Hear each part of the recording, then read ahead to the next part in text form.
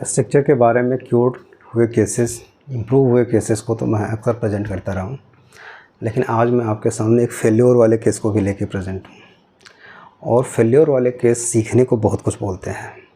सबसे बड़ी दिक्कत एक डॉक्टर के सामने तब होती है जब उसका मरीज़ उसके ऊपर ब्लाइंडली फेथ कर रहा हो, लाख रिकमेंडेशन के बावजूद भी मरीज़ छोड़ के जाने को तैयार ना हो, और उसने आपसे एक्सपेक्टेशन कर रखी हो कि केवल सर इम्प्रूव कर दीजिए, थोड़ी राहत दे दीजिए, ठीक तो बाद में किया जाएगा, और उसके बावजूद भी आप लाचार हों, बेबस हों और आपके ट्रीटमेंट का उस पेशेंट के रिकवरी पे कोई फ़र्क ना पड़ रहा हो। ऐसे ही मेरी एक पेशेंट हैं जो कटिहार से बिलोंग करती हैं, जिनका ट्रीटमेंट मैंने मार्च में शुरू किया था, और आज की डेट में मैं सेम ईयर के अक्टूबर में आ गया हूँ, लेकिन उसके बावजूद भी उनकी प्रॉब्लम में कोई भी सुधार नहीं है। हम ये भी नहीं बोल सकते कि वर्ष हुई है, लेकिन सुधार तो नहीं है। इस चीज़ को एक्सेप्ट कर लेने में कोई हर्ज नहीं है। जिस दिक्कत के साथ उन्होंने हमें प्रेजेंट किया था, उस कंडीशन को आप समझिए, उसको फील करिए, और तब शायद आपको समझ में आया कि हाँ, कितनी बुरी कंडीशन होती है और उसमें क्या क्या किया जा सकता है। फीमेल में जब कभी स्ट्रक्चर के केसेस होते हैं, चाहे कभी यूरिन से रिलेटेड दिक्कत होती है, तो एक बार यूट्रस के बारे में भी ज़रूर सोचना चाहिए। दोनों एक दूसरे के एडजेसेंट ऑर्गन हैं, यानी कि ब्लैडर को अफेक्ट करने वाले दो मेजर ऑर्गन, फीमेल के केस में यूट्रस, और मेल और फीमेल दोनों के केस में जो रेक्टम है। यदि ये दोनों कंप्रेसिव पैथोलॉजी कॉज कर रहे हैं, तो नो डाउट जो यूरिन की फ्रीक्वेंसी और अर्जिंग होगी वो कंटिन्यू बनी रहेगी। इन्होंने जिस प्रॉब्लम के साथ हमें प्रेजेंट किया था, उसमें इनको सीवियर बर्निंग एंड पेन, खास करके जो चुभने वाला दर्द होता है, वो ड्यूरिंग द यूरिनेशन इतना सीवियर होता है कि दिमाग में पहले से ही एक कंडीशन आ जाती है कि मैं यूरिन जाऊं तो जाऊं कैसे, और हर 10-10 मिनट पे यूरिन भी जाना है। मतलब एक ऐसी लेडी जो काफ़ी दिनों से यूरिन की प्रॉब्लम से सफ़र कर रही है, जिसको हर 10 से 15 मिनट पे यूरिन की फ्रीक्वेंसी होती है, सीवियर स्टिचिंग पेन के साथ यूरिन होता है, ड्रिबलिंग ऑफ द यूरिनेशन होता है, लंबा वेट करना पड़ता है यूरिन के लिए, यूरिन का रिटेंशन भी होता है, अनसेटिस्फैक्ट्री यूरिनेशन होता है, यूरिन स्पटरिंग होती है, और यूरिन को रोका भी नहीं जा सकता है, यानी कि लगी तो भगो, हैस्टिंग टू यूरिनेट। सारे सिम्टम्स को कलेक्ट करने के बाद से उनका जो कॉन्स्टिट्यूशन आया वो पल्सटिला का था, लेकिन उसके बावजूद भी उनके प्रॉब्लम में कोई आराम नहीं मिला। जिस मेडिसिन से मैंने शुरू किया था थूजा से, और उसके बाद जो भी दवाइयाँ सिम्टोमेटिक बेस की आती रही वो देते गए। कभी कभी नॉमिनल रिलीफ भी था, लेकिन फिर भी सिग्निफिकेंट आराम नहीं मिला। लास्ट में मैंने मर्कौर दी थी सीएम पोटेंसी में, नहीं आराम मिला। अब ऑप्शन क्या है, या फिर हम पेशेंट को रिफ़र कर दें, जो कि ऑलरेडी मैं कर चुका हूँ, लेकिन पेशेंट हमारे ऊपर बहुत ज़्यादा बिलीव करता है, इसलिए उसे लगता है कि सर ठीक करेंगे तो आप ही करेंगे, नहीं तो नहीं होगी बीमारी सही। दो बातें हैं, फिर से इन्वेस्टिगेशन करवाया जाए, पैथोलॉजी को ट्रैक किया जाए कि आखिर क्यों हो रहा है, ज़रूरत पड़े तो एक यूरोलॉजिस्ट की ओपिनियन भी ले ली जाए। खैर ये ओपिनियन पहले ली जा चुकी है, लेकिन जिसमें कोई फाइंडिंग नहीं मिली है, और इसके बावजूद यदि ज़रूरत हो तो एलोपैथिक मेडिसिन का भी सहारा ले लिया कुछ दिनों के लिए, कम से कम मरीज कंफर्ट में तो रहे, क्योंकि सोना जगना सब कुछ दुभर हो गया है। सो दैट्स वाई ऐसे कंडीशन को बहुत दिनों तक हम कैरी ऑन नहीं कर सकते, पेशेंट भी नहीं कैरी ऑन कर सकता है। कब तक बेचारा दर्द में रहेगा, कब तक वो परेशान रहेगा, इतना ज़्यादा पेन कि यूरिन करने से पहले सोचना पड़े, और यूरिन की अर्जिंग ऐसी कि वो रोक ना पाए, और फ्रीक्वेंसी इतनी जो 10-10, 15 मिनट पे है, तो फिर करेगा क्या आदमी।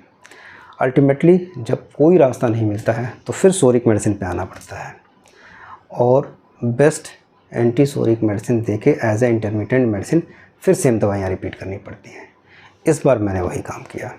सोरिक मेडिसिन देने के बाद से 1-2 दिन के लिए रिलीफ था, और उसके बाद कंडीशन फिर दोबारा वर्स हो रही है। तो अब दोबारा नेक्स्ट टाइम के केस में हमें सारी इन्वेस्टिगेशन को प्रॉपरली सही तरीके से करना है। उसके बाद उसके बिहाफ पे फिर एक प्रोविजनल डायग्नोसिस बनानी है, और उसके बिहाफ पे फिर जो भी सिम्टोमेटिक्स मिनिमम मेडिसिन आएगी उसको दे के वेट एंड वॉच करना है, और ज़रूरत पड़ी तो एक किसी एक्सपर्ट की ओपिनियन भी लीजिए। ऐसे केसेस बहुत झेलने वाले होते हैं। आजकल की डेट में मोस्ट ऑफ द डॉक्टर के पास जब ब्रेड एंड बटर वाली प्रैक्टिस होती है तो क्या ज़रूरत है ऐसे केसेस को, सीधे रिकमेंड कर देता है आप यहाँ दिखा लीजिए। लेकिन होम्योपैथी में हम लोग सोचते हैं कि किसी भी तरह से सही कर ली जाए, लेकिन ऐसा नहीं होता। आप गॉड नहीं बन सकते, न बनने की कोशिश होनी चाहिए। पेशेंट का कंफर्ट फर्स्ट मायने रखता है। यदि वो ठीक हो रहा है इट्स ओके, यदि वो दिक्कत में है तो नो डाउट इसका मतलब ये है कि हमें सेकंड ऑप्शन के बारे में भी सोचना चाहिए। सफरिंग थोड़े दिनों की ठीक है, लंबे दिनों की सफरिंग ठीक नहीं होती है। सो दैट्स वाई ऐसे केसेस भी याद रहते हैं। 100 केसेस जब आप डील करते हैं उसमें से 90 यदि इम्प्रूव हो रहे हैं, 6 केसेस अनसेटिस्फैक्ट्री कंडीशन में नहीं मैं सेटिस्फाइड हूँ ट्रीटमेंट से, 4 जो झिला रहे होते हैं वो बार बार दिमाग में इम्पैक्ट करते हैं। क्योंकि कोई गॉड नहीं हो सकता है, कोई सारे केसेस को सही नहीं कर सकता है। तो इसीलिए आपको जहाँ भी आप इलाज करवा रहे हैं, जिस जगह भी इलाज करवा रहे हैं, यदि कोई डॉक्टर आपको आराम दे रहा है, आपकी बीमारी को ठीक कर रहा है, तो उसको छोड़ के किसी दूसरे डॉक्टर के चक्कर में मत पड़िए। वो डॉक्टर कैपेबल है आपको रिकवर करवाने के लिए। जो कर भी रहा है तो उसके एफर्ट पे आप पानी मत डालिए। ज़रूरत है उसके ट्रीटमेंट को कंटिन्यू करने की और आगे बढ़ने की। फेल्योर सबसे होते हैं, हमसे भी फेल्योर होते हैं। मैं आइडियल नहीं हूँ, मैं गॉड नहीं हूँ।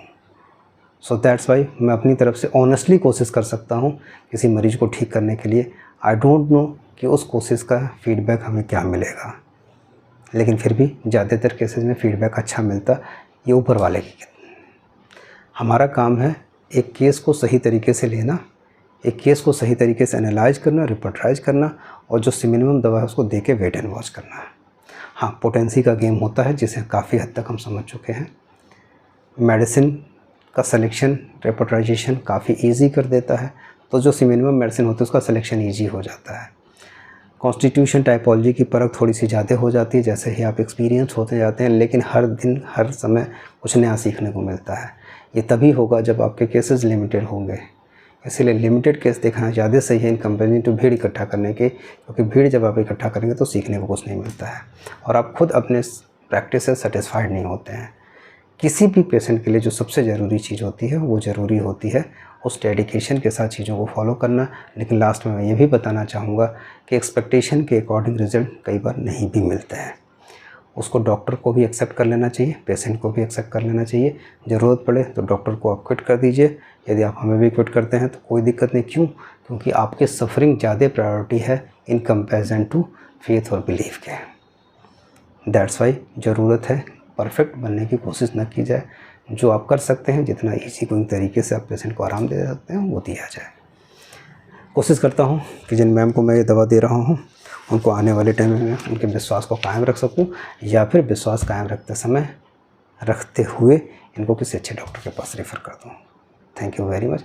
इनको ये बोल दूं कि उसके बाद दिक्कत होगी तो आप फिर से कंसल्ट कर लीजिएगा, लेकिन नहीं, यदि आपको आराम नहीं मिला तो surely you have a complete authority to choose another doctor. Thank you very much. Doctor Atul Kumar Singh, Niramay homeopathy से।